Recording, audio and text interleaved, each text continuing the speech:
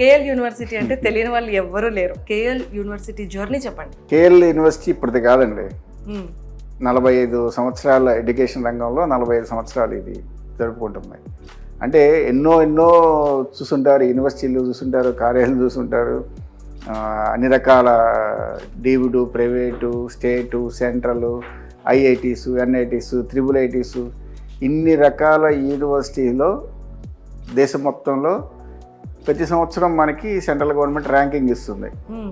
ఆ central government ఇచ్చే ర్యాంకింగ్లో 22nd ర్యాంకులో ఉన్నాము అంటే ఆ క్వాలిటీ అక్కడే చెప్తుంది. అంటే ఇన్ని వేల యూనివర్సిటీలో మనం 22వ ర్యాంకులో ఉన్నామంటే మన తెలుగు రాష్ట్రాల్లో టాప్ 1లో మనమే ఉన్నాం.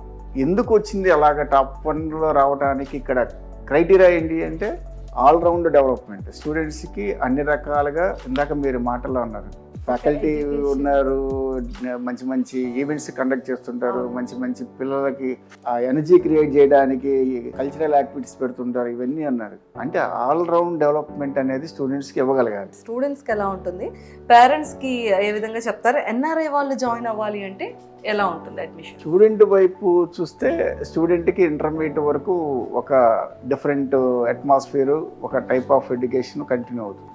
మీరు అంటే 10th క్లాసు తర్వాత ఇంటర్ అయిపోతే చాలా నీ భవిష్యత్తు బాగుంటుంది అని చెప్పి పేరెంట్స్ చెప్పి వాడిని అక్కడ దాకా తీసుకొస్తారు. లైఫ్ స్టార్ట్ అయ్యేది ఇంటర్ తర్వాత. ఎందుకంటే కెరీర్కి సంబంధించి స్టెప్ తీసుకునే 4 years చాలా ఇంపార్టెంట్. మీరు అన్నట్టు ఇందాక పేరెంట్స్ వైపు ఆలోచిస్తే డబ్బులు కట్టాలా, ఇప్పుడు వీడికి చదువుకి ఎంత పెట్టాలా, ఫస్ట్ పాయింట్.